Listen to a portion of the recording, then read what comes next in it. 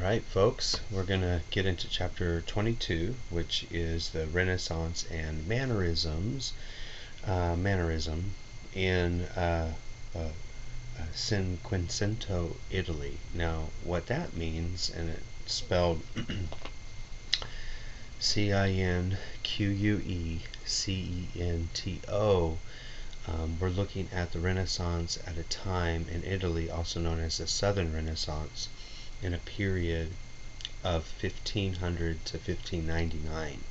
Okay, so it's called the 16th century, and it's the 1500s, and that's why we call it Cinquecento during this time, right? Because it's falling within the 1500 years period. And this is going to be just before the High Renaissance, so this is after the early Renaissance, the late medieval, early Renaissance, and moving into a period of gestation where things are really starting to become magnified in the brilliance of the Renaissance, with the Greco-Roman rebirth of antiquity, which is what Renaissance means, if you recall from the previous videos. So with the rebirth of antiquity, we have a rise of old Greco and Roman styles coming back from Greek classical to high and late Greek art to Hellenistic art, and then also the Roman verism and the Roman art that's derivative of the Greek art as well, but with its own kind of historical and civil public works like architecture designs incorporated in the overall concepts of the painting and architecture in this time. There's the main time periods that we're looking at here is just before 1500, which is 1495, and running until around 1545. Okay, and then we're going to discuss latter architecture and with Michelangelo, and moving into Mannerism, which is going to come after the 1550s. So from the late 1400s, 1495, all the way to around 1550, let's say circa, we're discussing this Cinquecento Renaissance period, and then how that's going to transition to what's called Mannerism, and that will be the latter part of the chapter. And Michelangelo is going to have a lot to do with that shift into Mannerism and giving more of a tone of expression with the figure than a mathematical formula, and a rhythm, kind of more of a musical performing rhythm to the figures versus that of a mathematical design. And I'll get into that here with Michelangelo. So what I'm going to do is there's going to be three main figures. Last time we talked about Donatello, and now we're going to talk about Leonardo da Vinci, we're going to talk about Raphael and Michelangelo. And I want to give a video for each individual. So this video in particular, I'm going to be speaking specifically about Leonardo da Vinci. Then I'll do another one on Raphael, another one on Michelangelo and architecture, as well as his painting and sculpting, and then we'll move into a video about Mannerism in particular. Okay, so real quick, let me break down a few key contextual and content-based points here. As we have Greco-Roman culture that's being re-infused into this time, that we've seen slowly being developed with Pisani, and with the northern early Renaissance painters up north like Van Eyck and such. And with the previous videos, we've seen a movement into this Greco-Roman interest. And there's going to be a focus on perspective. So again, that linear perspective and that rationalization of sight that we talked about, which they quote as being what is linear perspective, with a horizontal line and a vanishing point that all lines and all parallel architectural lines move towards. Proportion, making sure that proportions are correct in relation to bottom and top and middle of figures. We discussed last time Manguel and the foreshortening that we saw with the Christ figure, and how it was disproportionate so that it gave more homage to the Christ figure and the lamentation of Christ. So that is going to become even more important during this time, is making sure that foreshortening is correct in relation to anatomy and proportion. Another thing is human anatomy. There's going to be a dissection in human anatomy. So these new sciences are developing, and with these new sciences, there's going to be an interest in trying to create definitely more true shapes and forms in relation to human anatomy. Fine art will become an international celebration. So it's because of these three artists in particular that are going to make the fine arts an international celebration. Okay, it's going to be up there with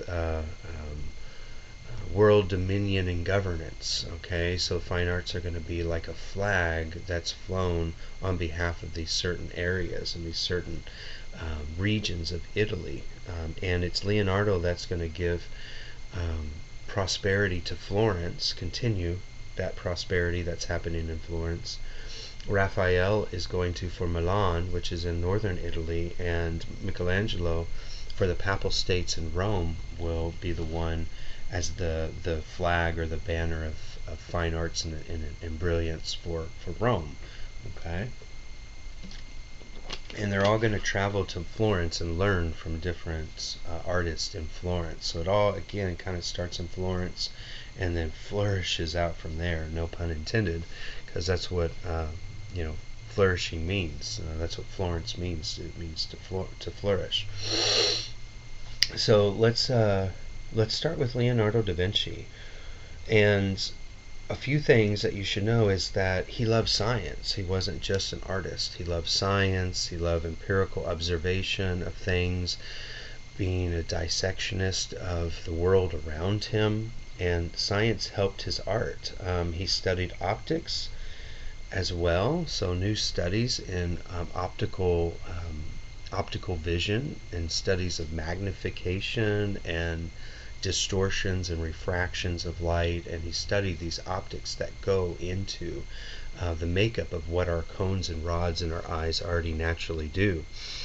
And that helped him find light and color in his perspective. So we'll see that first in figure 22.2, Madonna of the Rocks. And we're going to talk about the importance of the optics that he's using here and how things are shifting and changing to give that sense of perspective in this environment of Madonna of the Rocks. Now, real quick, the narrative is Madonna is Mother Mary, then you have the angel beside her to the left, and then next to the angel is Jesus, and then he's pointing upward to the Madonna's right side, which is John the Baptist. Okay, so that's the theatrical biblical theme that's occurring here. So this actually was done in Milan. All right, so there's a couple pieces here that that Leonardo did in Milan first, and then he finds his way to Florence, and Florence kind of grabs him as their own artist, so to speak. But he did start in Milan, which is interesting because later Raphael, here a little bit later, because there'll be counterparts, Raphael and Leonardo da Vinci, and Raphael is in Milan, so he's going to learn a lot from Leonardo, and then his artwork is going to kind of emulate a little bit of Leonardo's, but then he'll start to stylize his own. But I'll talk about Raphael in his own video. So a few things to talk about the optics and how he's developing these optics and the mathematics and all these different kind of rational placements of interest within the artwork at this time is something called pyramid grouping. So like pyramid grouping. And this pyramid grouping is acting to unify all the figures. And how we see that pyramid grouping is you have the top vertice of the pyramid being the crown head of the Madonna. Alright, that's kind of tilted to the side, which is again a very emotional kind of technique that's coming from that late medieval kind of Byzantine painting style, where the head is kind of tilted to the side that we saw with the icon paints. So again, remember, a lot of this Renaissance painting is coming from a lot of the painters in the Byzantine time that fled west to Italy and up into Germany during the Holy Roman Empire, and those painters are not being used, but they're muses, and they're predecessors to a lot of what's going on in the Renaissance here. Anyway, the top of her head is the top of the pyramid. Then it goes down to the shoulders of John the Baptist, where you can see Madonna's right hand is resting on his right shoulder, and then down to the angle of the head of the angel, and then cutting back across over Jesus, back towards John the Baptist. Okay, and you can expand it into a three-dimensional period. So that's a triangle. Then you can expand it to a three-dimensional pyramid, with Jesus being the offset corner to a four-pointed pyramidal system. Okay, and what that is doing is it's unifying the composition through a pyramid grouping scheme, versus what we saw before with Masaccio was the unification, the circular unification of the tribute money. All right, and we saw that it was the composition of the figures were collectively done in a circular manner, and this is done in a pyramidal grouping. Another thing that he used to get these optics generated, especially with the atmosphere that's happening in the background and how dark it is and how it transitions into the light with the four figures, is something called sfumato. That's S-F-U-M-A-T-O. And what sfumato is smoky lines. He's creating smoky lines. So instead of just drawing the contour line of the figure, he's blending those lines to give it a smokiness, right? So it looks like it's blurred, very much like our vision. All right, it kind of, one edge of a table will blur into the shadow behind it, and then back into the wall that the table's up against. So that's how our eyes optically work. So what he's trying to do is he's trying to generate a scene or an environment or an emotion that is actually true to how our cones and rods and our eyes see, and that's called sfumato, creating smoky lines. Another thing he uses is what's called chiaroscuro, which is a play of light from like extreme light to extreme darkness, and you can see that here. And how it's spelled is C-H-I-A-R-O-S-C-U-R-O, chiaroscuro. And it's a play of light and dark. So it has a dark atmosphere with luminous light on bodies. You can see that here, right? So you have this really dark background, and then you have these pops of brilliant light upon the bodies and the faces of the figures that are creating that pyramid grouping design in the foreground. All right? So chiaroscuro. And also, Leonardo was the first to use oil in the southern Renaissance area in Italy. Right? He was the first to use oil. Remember, it didn't start with Leonardo. He learned that from the Flemish in the northern European areas. So he learned about the oil painting, and he brought it down to the south, into Italy.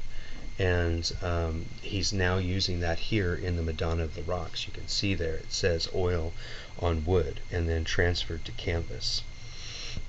Okay, so he's one of the first to use oil. So with this, again, be able to know the pyramidal grouping, what that does to the composition, how that unifies it, and that it's mathematical in nature. This sfumato, which is something that our eyes naturally do, they blur edges. So he's studying optics to learn how to do this with painting. And then the chiaroscuro, which is the play of light and dark, which is something that happens with our optics as well. These are all coming from scientific studies of how the eyes work. Okay, so that's oil on wood. And then he has a famous fresco, which unfortunately is not in the best condition, and that is the Last Supper, figure 22.4. So the last one we looked at was 22.2. Now we're going to look at 22.4. So first of all, just to give you a point, you can see there in the middle of the Last Supper at the very bottom there's an archway. And that's an architectural archway that is been cut into the painting, unfortunately. But what that archway is the entryway into what's called the refectory, which is the place where the monks take their meals. And it's in Milan again. This is in Milan, so these two paintings in particular are paintings done in Milan, and then we'll talk about his main Florence painting here in a bit. And you can see it's in Santa Maria delle Grazie in Milan, okay, and it's the refectory. And this is where the monks would see this every day before they took their meals, so they would see the Last Supper with Jesus before they actually take their own personal meal. Now, what is Leonardo doing here? How is he using optics? How is he using mathematics? What can you see that he is doing? So you should be able to point a few things out right now, like linear perspective, the use of light and dark with chiaroscura, also the sfumato, the smoky lines. Everything that we discussed in Madonna of the Rocks is present here as well. But let me get into more specifics. He did create an austere environment with a major psychological statement of betrayal. So there's a lot of psychology that's being studied at this time as well throughout Italy, and he's bringing that psychological emotion into it. So each figure has a different psyche in relation to what he just said, which is that one of you is going to betray me. And you can see everybody is just shocked, and their psyche is really affected by what he has just said. So this is a new advent in painting, and that is creating psychological emotions inside of the paintings. That's going to become a big deal in Mannerism, and he's showing that here. So know that each figure and their expression is because of their own personal psychology, so giving individuality to each figure. Okay, so that is really significant, and that's a very Greco-Roman thing as well, kind of giving a kind of sensual psychology at that time to each god or athlete that was being portrayed in the Greco-Roman time. And then here it's these biblical figures, and they all have their own psychology as well. Okay. A couple of scenic important elements into the architecture that is surrounding, or that is within, that is creating this austere environment, is what's called the pediment window, which is what's behind him, and it's the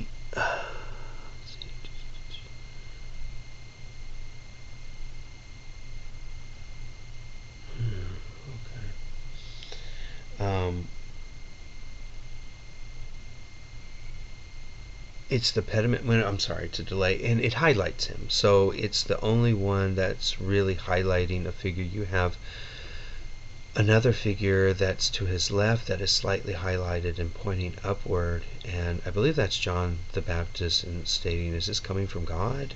So he's slightly highlighted, but you can see that Jesus himself is very much centralized through that highlighted window. And again, this is the use of that slight chiaroscuro, where you have that incredible light behind him, almost like an illusion of a halo, right? And then all of the more smoky, darker lines and features and values and shading on the frontal part of his body, which is giving that kind of chiaroscuro from light to dark, and a play with both light and dark.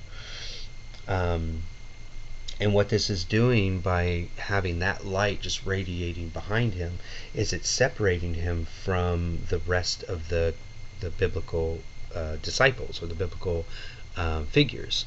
And that's creating a psychology, because he's saying one of you is going to betray me, and then suddenly it's like the seas have parted on the left and right side of him. And it separates him, and it makes it even more psychologically disturbing, not disturbing, but more psychologically distraught. And you can see by him being in his own framed highlighted window, that pediment window behind him, it creates this psychology of almost like he's putting his arms out and saying, one of you is going to betray me, and they're all moving away from him in shock. Okay, so again, psychological effect by having him separated and centralized in front of that window. And then in that window, again, I talked about the light, and it's called a diffused light to give it this illusion of a halo. So again, optics, playing with terminology in optical studies like diffusion. So that diffused light behind him is to give it that sense of an illusionary halo. All right. And the vanishing point in relationship to what's called the linear perspective, you can see that all of the walls are leading back to a horizon point, and that is our horizon line. And the vanishing point is where all those parallel lines are going to converge together at some point visually. Again, optical studies is at Jesus's head. It's right at the crown of his head. So what this painting is really doing is it's talking about how there are let's see, 1, 2, 3 main foci, or focal points that's all converging at Jesus. You have the physiology of the linear perspective, the perspective that's converging at his head. All the 2D elements, like the use of chiaroscura and the sfumato, are all converging as him being centralized as well. And then all the 3D elements are being converged at his head. So essentially converging all the 2D flat elements, all the 3D renderings that are being created here, like the architecture and all the volume and the shape and the design, and then also the psychology is all moving towards him, because it looks like the figures are moving towards him this way, the architecture is moving towards him this way, and then everything else is radiating two-dimensionally from him. Okay, so he's the source of all the sfumato, he's the source of all the chiaroscura, and that's creating a psychological compounded composite at the crown of his head. Okay, so that was Leonardo's intention, to do that. With the disciples that are there are 4 groups of 3 different disciples, so we have a formula. All right, we have 4 groups of 3, so 12 total, and they're united by their finger gestures. So you can see that there are 4 individual groups of 3 individuals that have different finger actions. You can see to the far right, they're all shifting, pointing to Jesus's left. Then the next section right to the left of Jesus is their hands are like close to each other, they're all pointing up, they're all kind of surrounded in a cluster. Then to Jesus's right is Judas, who's actually putting his hand on the table, who is the one who actually betrays him, and another series of small hands, all kind of clustered together. And then to his far right, they're all either hands down or kind of gesturing back towards Jesus. So by using all of those finger gestures, it's creating a formula of 4 pockets of 3. All right, so he's creating kind of a mathematical formula. All right. Also, Judas is on the same side in darkness, on the right side there. And he's isolated in the darkness. Everybody else has some kind of light source on him, but Judas is dark.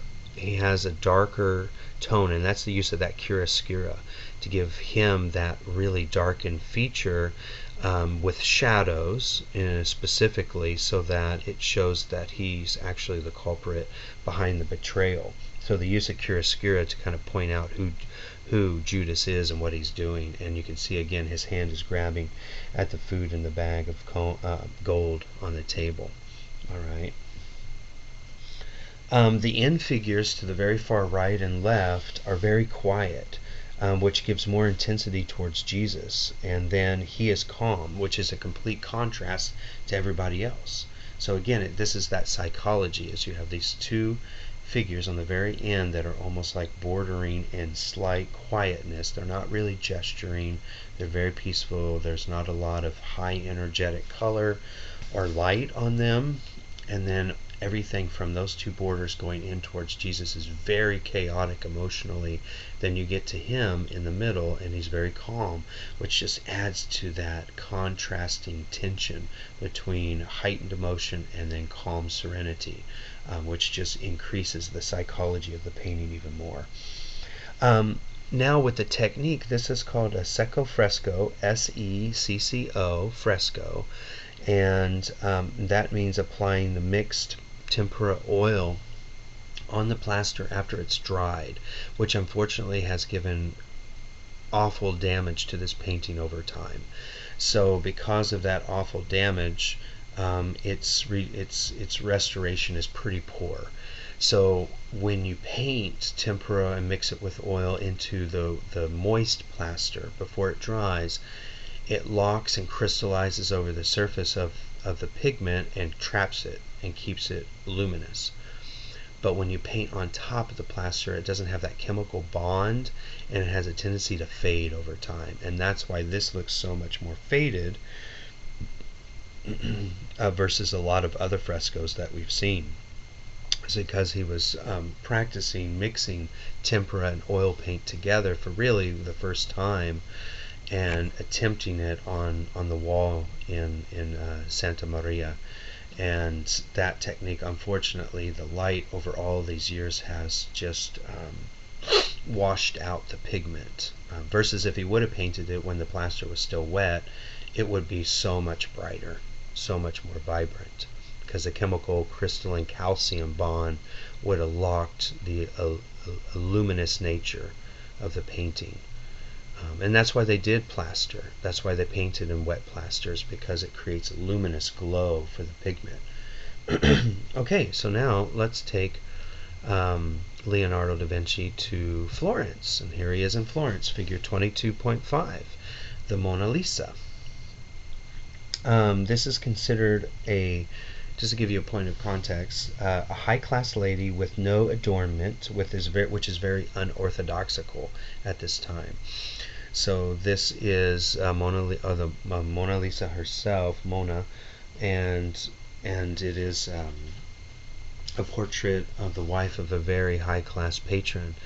And typically a lot of this money that they're getting from all their mercantile and maritime trade and commerce and banking, there will be this ornamentation and this huge display of luxury art or lux in the paintings. But here Leonardo's like, yeah, I just really want to show who you are as a person, so let's get rid of all that stuff and let's bring out the brilliance of your personality. Again, psychological. Let's bring out the psychology of who you are, and let's not cover it up with all of this gold and silver and jewels and such. So she said yes, and this is why we have a very austere presence of a very rich lady by the name of Mona Lisa.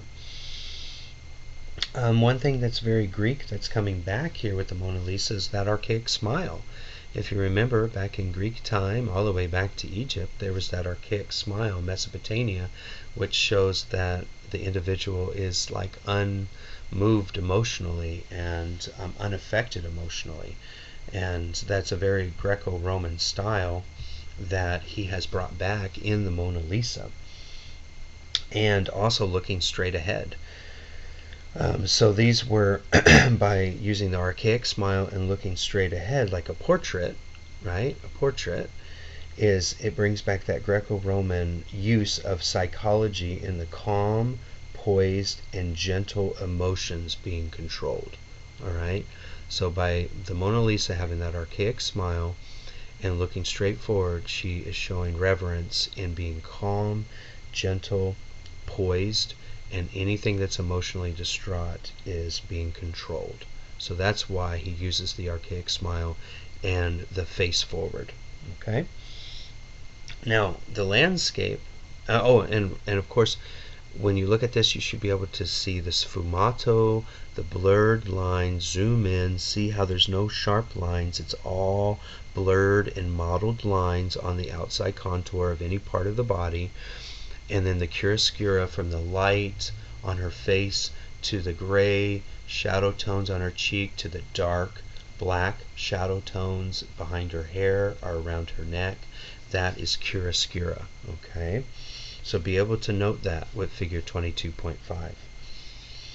Then with the landscape, it's very obscure and imaginary, and it's what's called atmospheric perspective. So aerial or atmospheric perspective.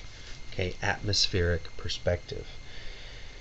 And he took the liberty to go on and create this imaginary world behind her, even though she is very much a presence in Florence at this time, being the wife of a very, very rich mercantile individual.